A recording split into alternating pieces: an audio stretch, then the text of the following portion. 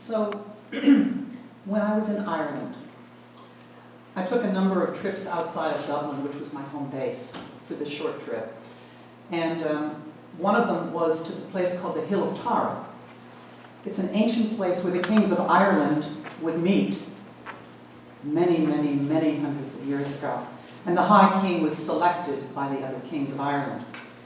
And our driver, a bus driver, who led this particular trip, he was telling stories the whole time. Some of them were about the geography and some of them were about history. And he told a particular story of another tour bus driver and a priest.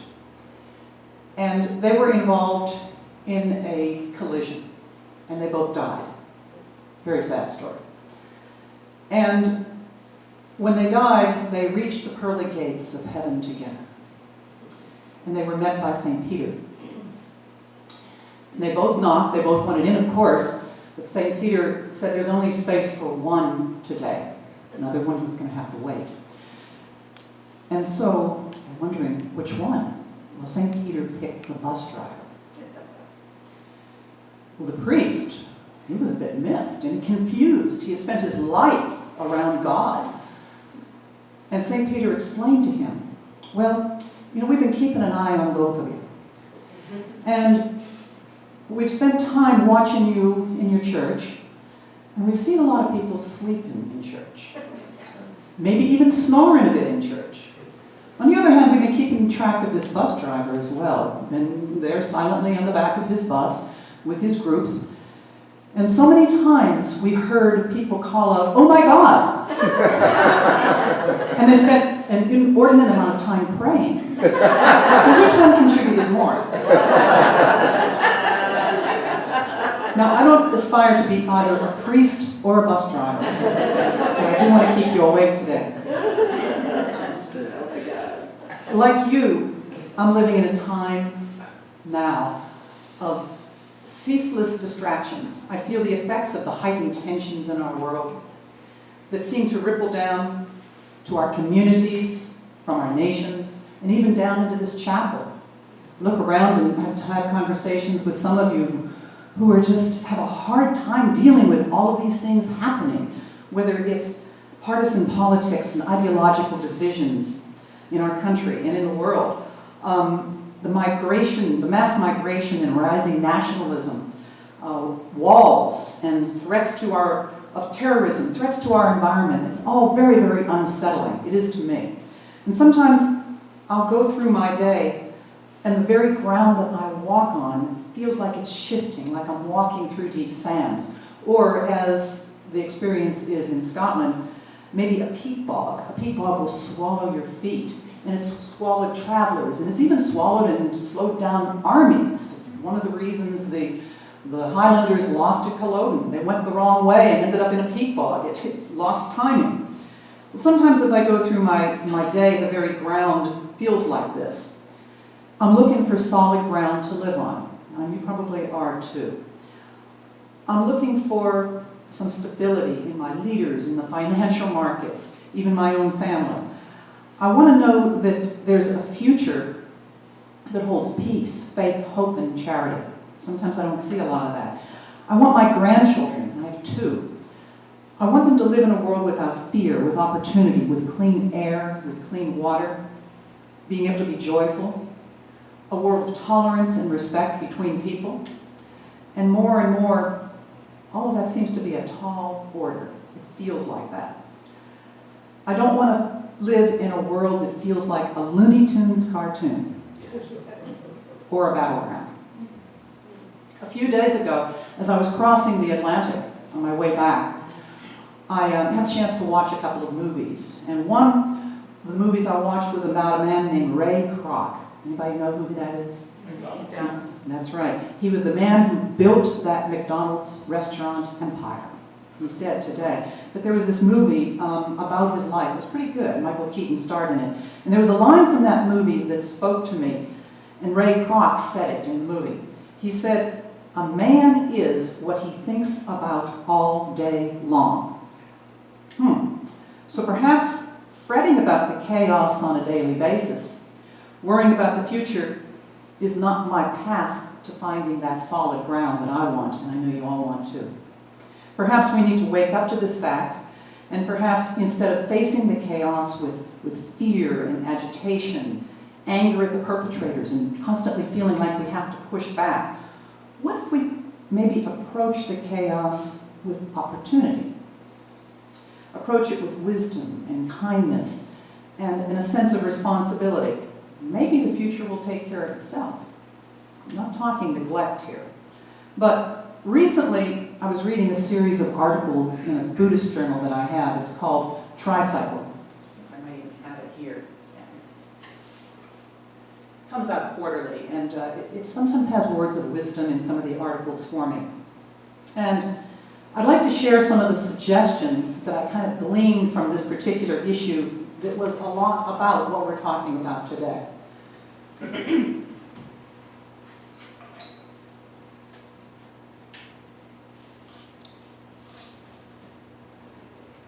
First of all, serve the light. Taking a lesson from Dee here, Carlton. Serve the light. You are the light. Each and every one of you are the light.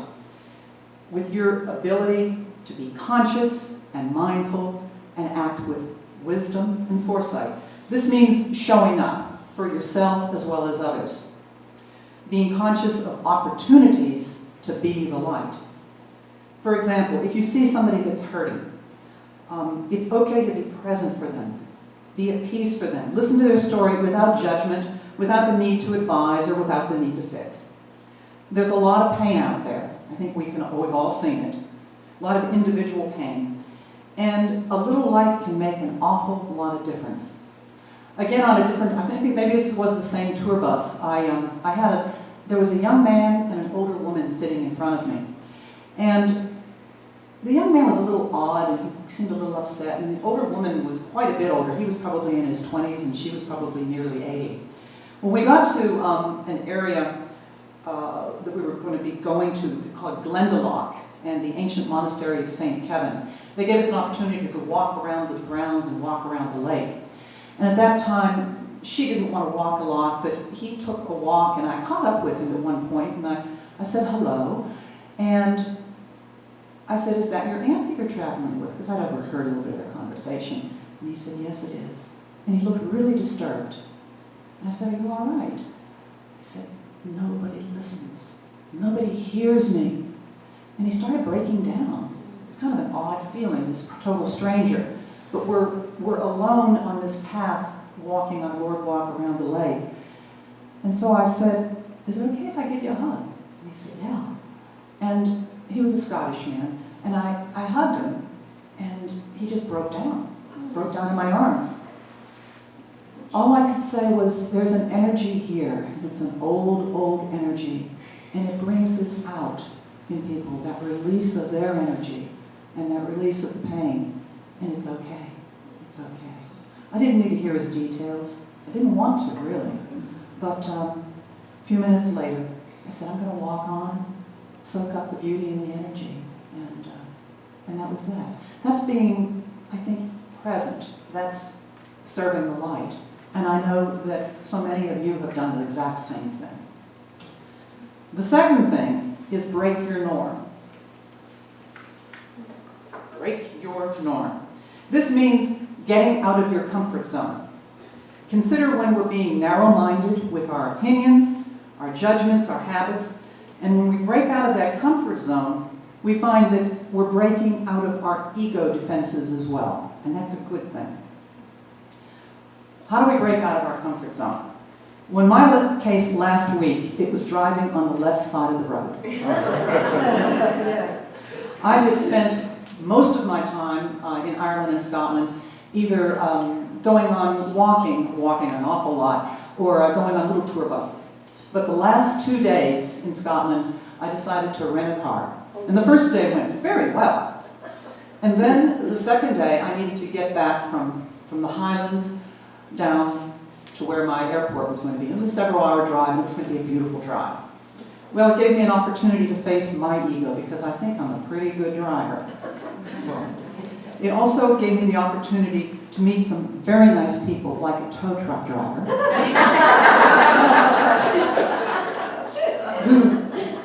told me many wonderful stories, and I heard about their politics and their perspectives. It also gave me an opportunity to meet a very surly mechanic. But in the end, he was a very nice mechanic who, in the town of Fort William in Scotland, managed to finally get me on the road in time to catch my flight. Now, when we talk about breaking your norm, the CNN commentator, his name is Fareed Zakaria. Has anybody ever heard of him? Some of you have. He's a wonderful commentator. He recently challenged those who are on the left side of politics right now to get out of their comfort zone, to break their norm. He said, "No one has a monopoly on right or virtue. It is only by being open to hearing opposing viewpoints that people on both sides of the spectrum can learn something. By talking respectfully about agreements and disagreements, we can come together in a common conversation and recognize that we actually do have a common destiny." For me, that was powerful. One of these could be a talk unto themselves. The third one is love with abandon. I'm not talking about going to orgies here. Love is rooted in gratitude and appreciation, right?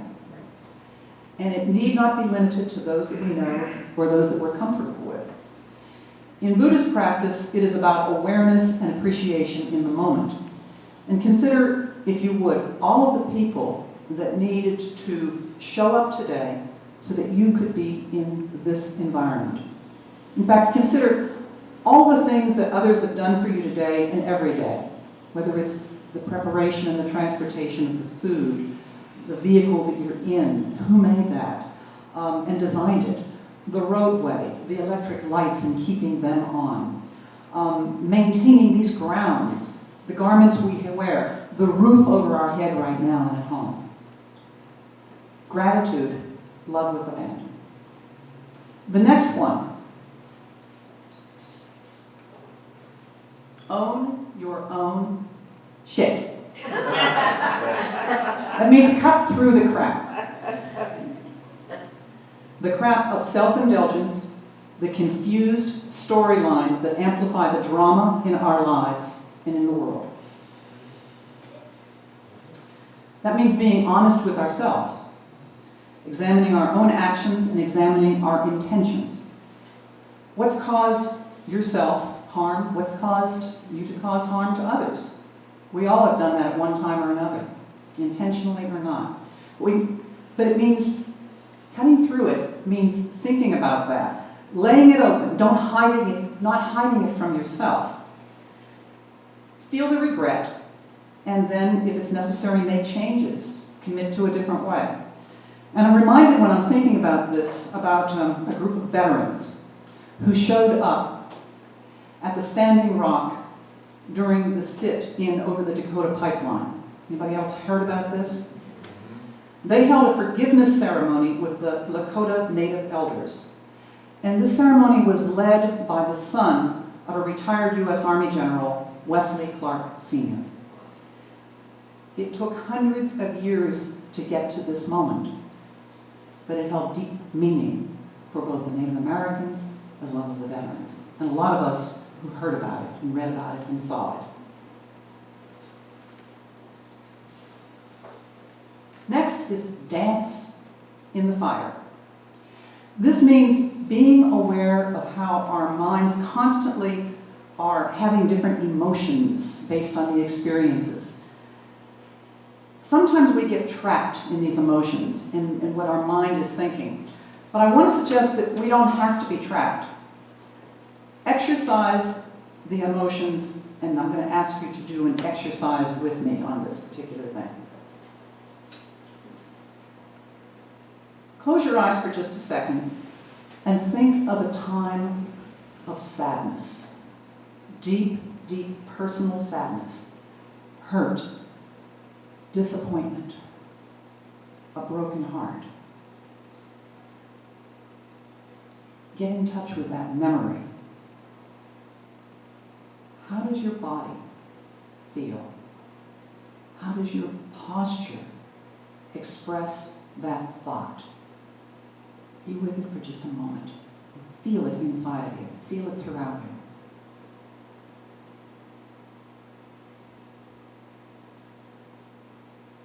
Now remember a moment of success and personal triumph. Let the memory and the emotion of that memory come in. Feel the exhilaration of that success, of that triumph. Let it show in your posture. Really take it in and remember it. We've all had that experience.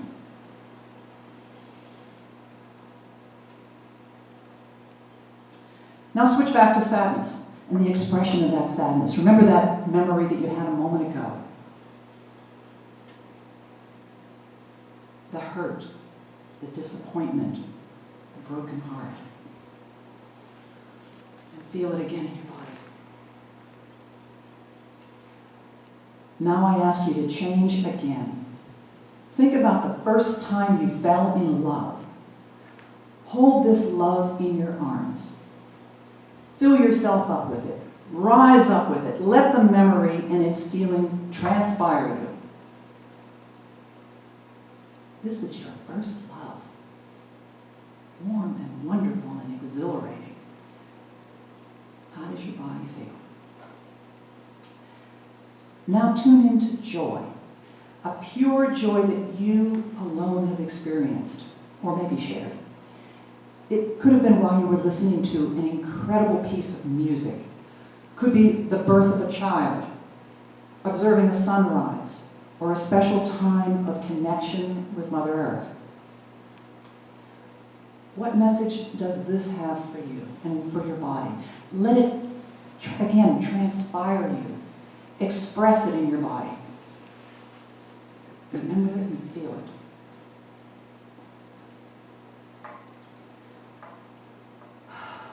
Okay, so all of these thoughts and the associated emotions have great intensity. And the experience here, maybe some of you could observe, is a shift in thoughts. And all it takes is a shift in thoughts and attitude and focus, and your experience changes. You're free to make that shift anytime you want. What are you going to do with that freedom? Are you going to give yourself permission to do that? Something to think about. Number 6, invest in trust. Now, I used to think that trust was something that had to be earned. The world had to earn my trust, and so did other people. But the world and other people always seem to be changing. Complex, uncertain. And so my trust kind of stayed small. I used to think, well, maybe one day when everything is under control, I can trust more. Or I can predict better what everybody else will do and say, and maybe I can trust a bit more. But that never came. That day never came. And so when that happens, we live smaller. We shrivel a little bit. And so I want to suggest to you to flip the idea of trust on its head and choose to invest in trust more. Simply because we can. We can choose to. Rather than waiting for the world to become better and safer, more predictable, consider walking